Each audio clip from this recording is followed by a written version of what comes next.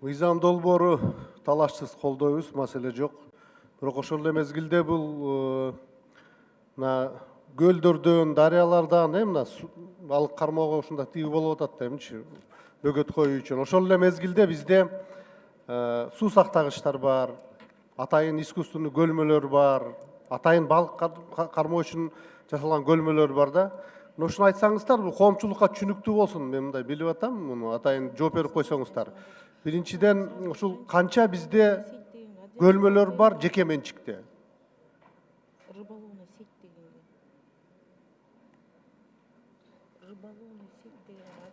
Жеке менчик 560 көлмө бар жеке менчик.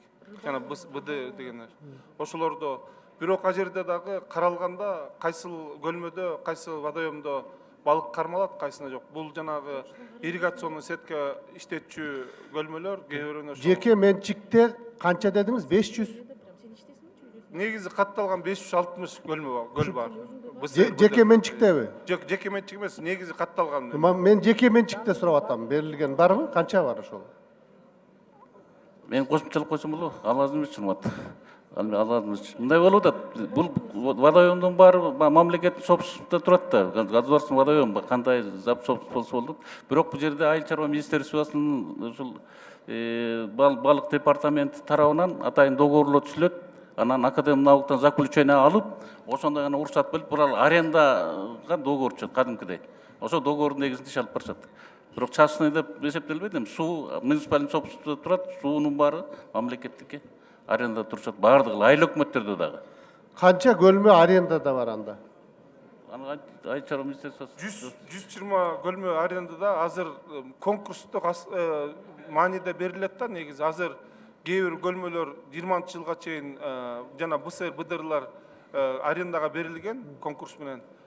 Кээ бири болсо бериле элек, биз ошо конкурстун эсебинде мына жакында тиги жарыя болот, ошо жарыяда бир айдан кийин дагы конкурстук мааниде бере баштайбыз. Менин айтайын дегеним мындай да, мына жеке менчикте көлмө өздөрү жасаган көлмөлөр бар да, балык өндүрөм деп, туурабы? Жеке менчик. Ала силер жок деп атпайсыңарбы андайчы? Кандай болгондо? жеке менчик жана пурттарды жазып атышат да. Бирок ал жерде ал пурттун баары эле айыл чарба эме тиги айыл өкмөттөрдө турат экен. Биз буларды текшерип жүргүзүп көргөнбүз. Алар арендага берип атышат да. Ошол эле жеке менчик негизинен эле кайрылат. Муниципальный собственность суу берилбейт да, ошон үчүн ошондой мааниде болуп атышат. Договор түзүп коюшат да арендага. Эми мындайда, мисалы үчүн мен балык өндүрөм деп өзүм көлмө жасап алдым. Же болсом арендага алдым. Анан ал жерде өзүм балыктын уруктарын алып келип, өзүм малёкторду алып келип өстүрүп атам. Анан анда мен өзүм билем да кандай кармайм.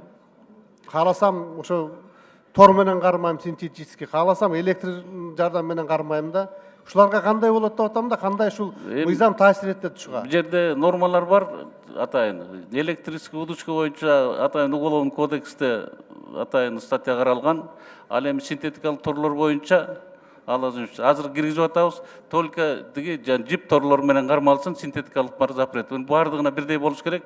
Ал частный болобу, государственный болобу, ошол максатта болуп атат. Андан сырткары жана айыл өкмөттүн жерлеринде азыр көп жерлерде радужный фар өстүрүп атышпайбы, билесиз да. Пруттар жазып алып, анан ошол жерлерде дагы ошо договорлорун көрүп атабыз. Биз жерде академик науктан заключение алдырып атабыз. Анткени эртең баягы оорулар пайда болуп калбайбы, дегендей болобу. Келечеги кандай суулардын качестволорунан анализ алынып атат. Андан кийин гана уруксат алып баштап атышат көпчүлүк жерлерде. Кээ бир жерлерде баягы самостоятельно жазып атат. Ал жер боюнча көп мындай бир биз менен инспекция, анан эме менен экологиядан экспертиза алынбай калган жерлер бар. Бул боюнча да иш алып барылып атат. Алазымбек, бул жерде сиз туура айтып атасыз. Жана майда көлдөрдө ал нейбаттар, жана кичинекей торлор ал менен. Жана чоң водоемдорго чоң жана рыбаловный сет, ошо эки башка. Азыр бул адистер дагы ошо түшүндүрүп айтып. Мен өзүм өстүрсөм, өзүм коргосом, браконьерлер кирбейм да, жеке менчик болгондон кийин анан мен өзүм билем да кандай кармаганда. Кандай болот дейм да ошондочу. Бул жанагы тордун эки түрү болуп атпайбы? Кичинекей жана өзүңүздүн көл болсо, ал жерде жана рыбаловный сет деген чоң синтетикалык торлор ал башка. Аны тартып алып аткан. Беркинде эвоттор болсо алар башкачараак болот да, кичинекей болот. Ошондуктан эки бири-бирине мындай эме кылбайт да, кайчылашпайт.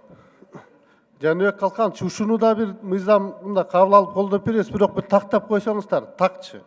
Тактап кандай болот, жеке менчик эртең келсе ага биз мисалы үчүн бизнесini бөгөт коюп койбойбузбу же кандай, ушун так ачык, айкын коомчулукка мындай жеткизип айтып коелу. Жарайт. Бир тартип болуш керек да, бир эреже болуш керек. Эреже бирдей болуш керек. Момда болот же, момда болбойт. Мындай кармасаңар болот, мындай кармабасаңар болбойт депчи. Мыйзам даярдалганда жана по законодательству положение жазылат да буга.